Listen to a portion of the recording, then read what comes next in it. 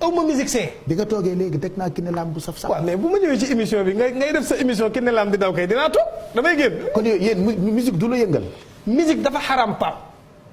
waaw mais yëngal laa wax yëngal. képp ku koy déglu ba génn àdduna te faatu te tuuboo dellu ci yàlla balaa ngaa faatu boo demee yàlla réglé la. waaw bu la faatu fekkee ci déglu musique nag. booboo gën a terrible ci nag faf. dem bir si jaaree fa faatu.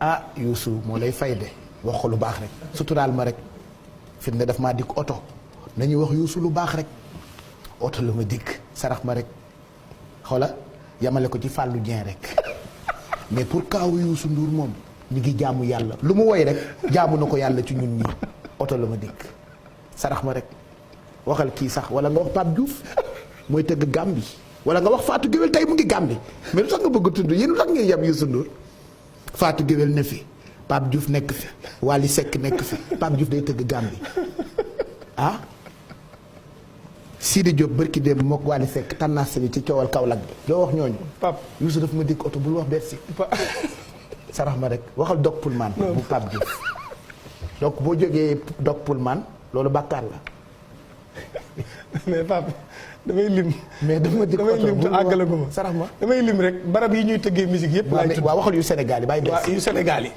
fépp fi fa nit dem. parce que Youssou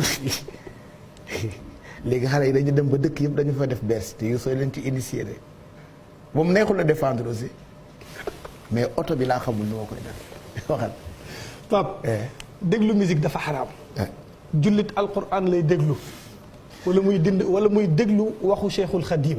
dëgg la wala waxu Seydil Hadji Malick. mais ay woy dara Pape musique bu daganoon. waaw musique bu daganoon. waaw kuy faatu toll ci sukuraat nga ne ko sa jouru dëj nañ la tegal musique sàngam lum feebar dina la ne bul teg musique de. waaw oustaz yow loo dëj ñuy ndagar wala. mais oustaz loo wax ci taalal badru.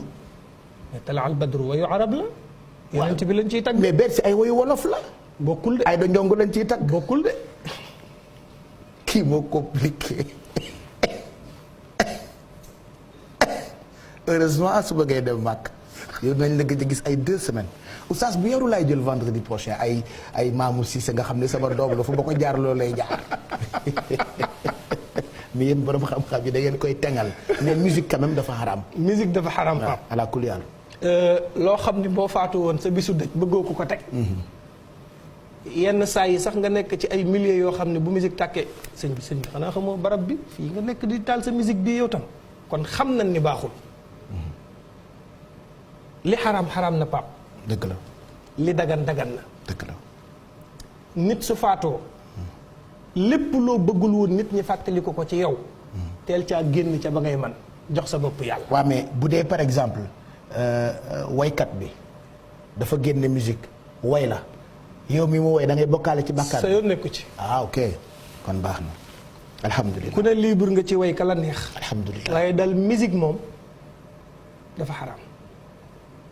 léegi nag Pape. waaw bu ñëpp faatoo. waaw jouru dekki bi xam nga yàlla nu muy dekki kon yow da nga bëgg a wax Bouba Ndour yi mu def ay bàkkaar la. Viviane Youssou Ndour li mu produire woy yi créé surtout bi bees nii wax rek bu ragal. ñoom ñëpp ci lu naqari yàlla lañ nekk. ok c'est clair. yaa ngi dégg. Pape. yawmal qiyaam bu ñuy dekki.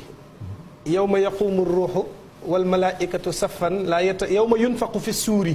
fa ta'tuuna afwaajan. lu mel ni genre mbiib la yàlla di yor. bu ko mbiibee ñëpp jug taxaw. waaye kii njëkk a jug nag mooy Seydina Muhammad. sallallahu alayhi wa sallam. Aboubacar jug. Omar jug. Ali ibn Abi Talib jug. Ousmane jug. mais Pape dekki yawmal qiyaam nag problème bi ci nekk mooy su fekkee defkatu ñaawtiif nga woon booy dekki yawmal qiyaam da ngay silmaxa doo dekkiwaale ay bët moo tax bari na ku gumbawul ci àdduna ëllëg di nga dekki silmaxa nga naan yàlla li ma xashartani a'ma wa qad kuntu basira te kenn du la woo mat. déglul boo dekkee da ngay silmaxa léegi yow comme da ngaa miinoon yor ay bët boo dekkee yawmal qiyaam nag nekk silmaxa da nga naan yàlla lan moo tax nga def ma silmaxa te àdduna maa dàqoon a gis. parce que doo xam foo nekk. xamoo foo nekk. dëgg la de. nga lamb yëg ni sa bët yi daa muuru. léegi nag ñi lay romb waa aljanna yi lay romb di def bruit ñoom ngay dégg seen bruit bi naan leen unzuruna naxtabis min nuurikum dimbali leen ñu rek ngeen jàpp ci sunu yet wii ommat ñu.